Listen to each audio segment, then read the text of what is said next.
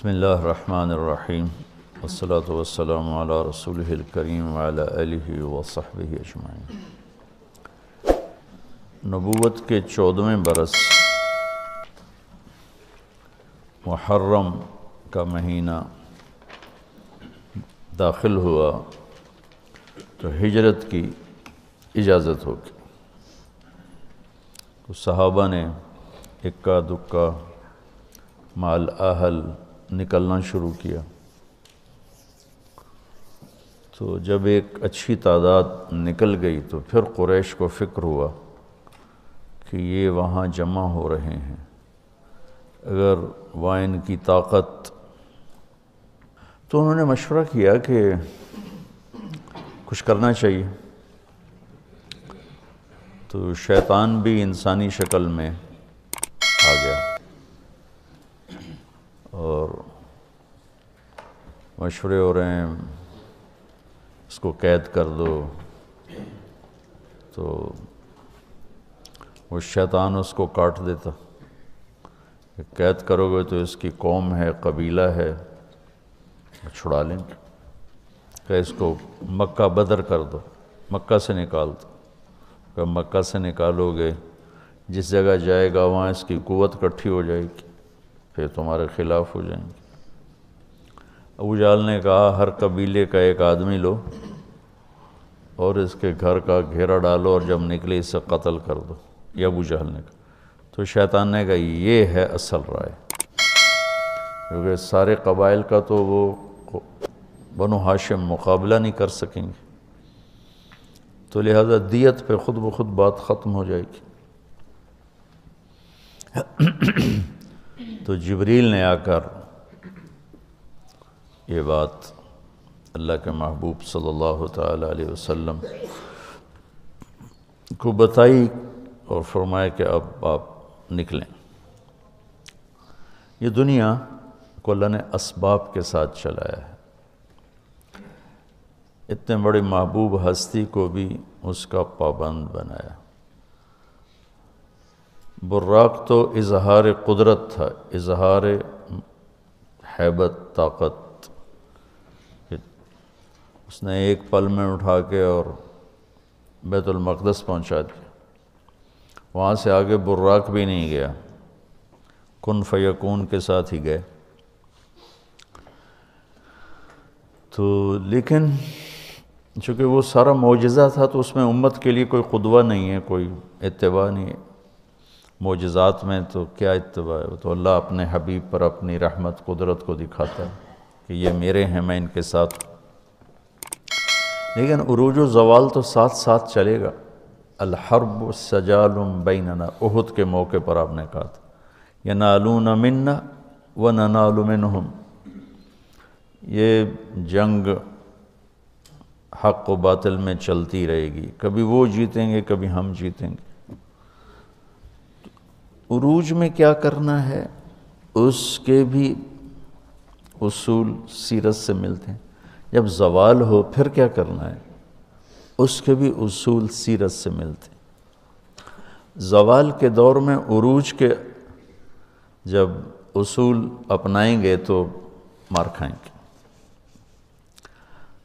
جو پچھلے 200 سال سے ہو رہا ہے کہ تسلیم کرنے پہ تیار نہیں کہ ہم شکست خوردہ ہیں، زوال شدہ ہیں، اخلاقی پستی مادی اسباب سے بھی زیادہ امت کے اندر پیدا ہو چکی۔ تو وہ بدر میں 313 تھے تو آج 313 بھی نہیں ہیں، اور اتنوں نے یہ کر دیا اتنوں نے وہ کر دیا، تو وہ تطبیق غلط ہو رہی ہے۔ اللہ تعالیٰ نے مدینہ میں جا کر اسلام کو عزت بخش، قوت بخش، لہٰذا آپ نے اقدام کیا۔ اور مکے میں قوت نہیں تھی، وجاہت نہیں تھی، اور خوف کا عالم تھا، اور علی جیسی اسد اللہ الغالب جن کو ٹائٹل دیا گیا اسد اللہ۔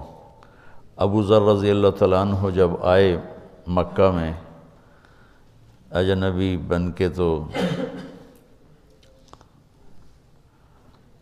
رات کو حضرت علی ان کو اپنے گھر لے گئے، کھانا کھلایا، آرام کرایا، پوچھا نہیں کون ہو، کیسے آئے۔ اگلے دن پھر دیکھا حرم میں تنہا بیٹھے ہیں، وہ پھر ان کو لے گئے۔ اگلے دن پھر لے گئے تو پوچھا بھی تم کون ہو، 3 دن سے یہاں ہو، کس لیے آئے ہو؟ تو انہوں نے بتایا کہ میں تو وہ اس نبی کے بارے میں آیا ہوں۔ تو اتنی بڑی ہستی خیبر کا دروازہ اکھاڑ کے یوں پھینک دیا۔ فرماتے ہیں میں صبح تمہیں لے جاؤں گا ان کے پاس، اگر راستے میں کوئی خطرہ ہوا تو میں جوتا ٹھیک کرنے کے بہانے بیٹھ جاؤں گا، تم کھسک جانا۔ جب ضعف ہو تو کیا کرنا ہے وہ یہ ہے۔ اب ضعف میں بھی تلوار اٹھائیں گے تو قتل عام ہوگا مسلمانوں کا، اور اسلام بدنام ہوگا، اس لیے وہاں صبر کا حکم۔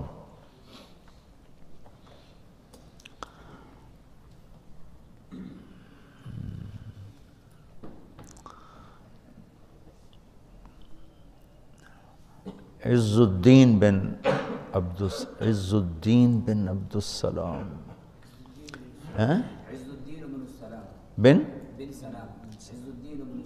عز الدین بن سلام، صرف بن سلام ہے؟ ہاں، سلطان العلماء انہیں کہا جاتا ہے۔ مصر میں تھے، شافعی تھے، رکن الدین بیبرس کے دور میں۔ انہیں سب سے پہلے ان کی کتاب ہے بہت عالی شان، تو انہوں نے، اللہ کرے یاد آ جائے اس کا نام، بہت خوبصورت انداز میں یہ بات سمجھائی ہے اس میں۔ انہوں نے نام یاد آ گیا تو بتا دوں گا، پڑھنا بہت اچھی کتاب ہے۔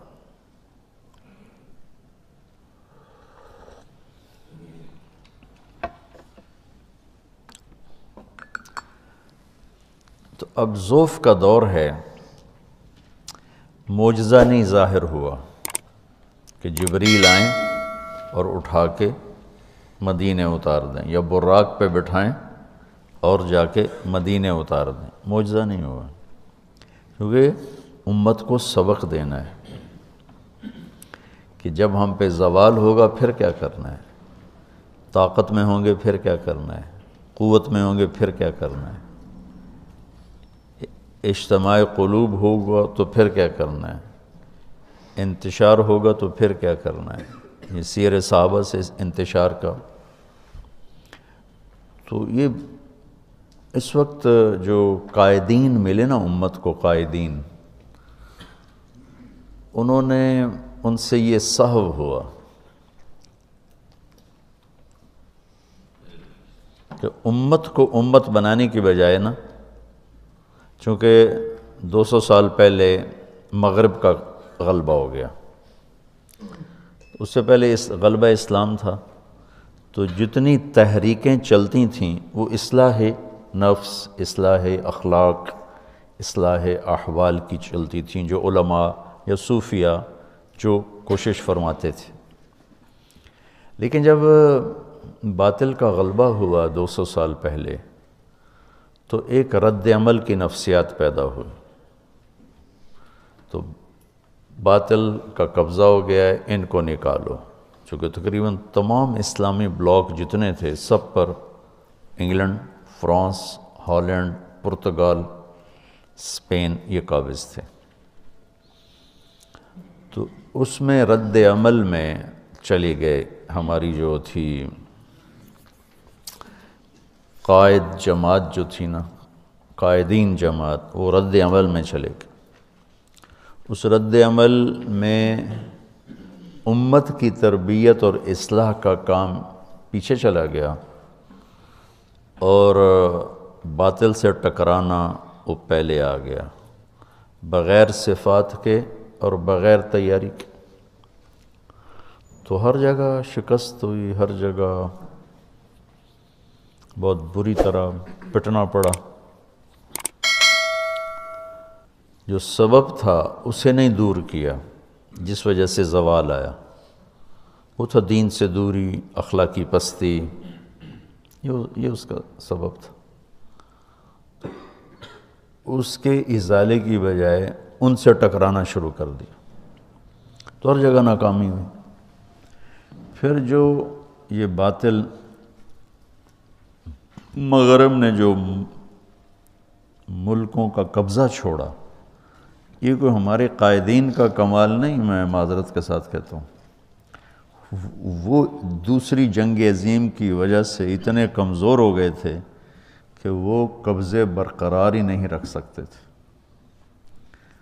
1940 سے 1945 5 سال وہ جنگ رہی۔ فرانس کا کتنی دنیا پہ قبضہ تھا، کتنا بڑا ملک ہے، جرمنی نے صرف 5 دن میں پورا فرانس قبضہ کر لیا، صرف 5 دن۔ پولینڈ پر 1 دن میں قبضہ کیا، آسٹریا پر 1 دن میں قبضہ کیا۔ تو جتنے ملک دنیا پہ راج کر رہے تھے ان کی جئی تئی پھیر دی جرمنی نے، یہ گھنٹوں میں فتح کیے۔ تو وہ اس قدر کمزور پڑ گئے کہ انہیں ان ملکوں پہ قبضہ رکھنا ناممکن ہو گیا۔ تو وہ چھوڑنے پر مجبور تھے، تحریکوں نے باعزت چھڑوا دیا کہ بھائی چلو بھائی آپ کا مطالبہ بہت زیادہ ہو رہا ہے تو ہم جا رہے ہیں۔ یہ بات کبھی بھی نہ جاتے، کون چھوڑتا ہے اپنی مقبوضہ جات چیزوں کو، کون چھوڑتا، اس قابل نہیں رہے تھے۔ لندن کھنڈر بن گیا، پیرس کھنڈر بن گیا، ہالینڈ کھنڈر بن گیا، جرمنی نے تباہی پھیر دی۔ Thanks for watching. Don't forget to like, comment, share and subscribe to